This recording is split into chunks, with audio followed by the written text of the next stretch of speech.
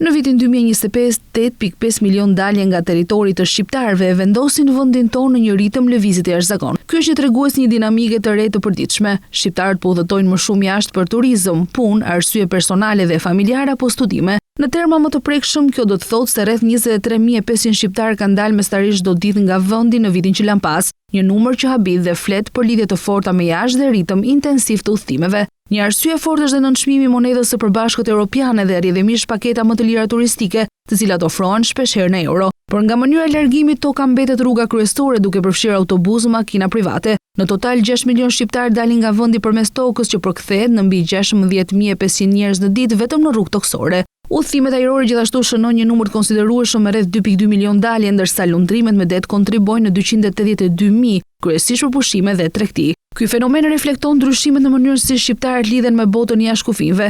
Nga përqindjet e përdorimit të rrugëve të ndryshme duket se toka mbetet zgjidhje popullore, ndoshta për shkak të afërsisë me vendet fqinje dhe kostove më të ulta të udhëtimit. Udhëtimet përmes ajrit po rriten ndjeshëm duke treguar një trend drejt udhëtimeve më të shpejta dhe më të shpeshta, ndërsa deti luan një rol simbolik dhe sezonal.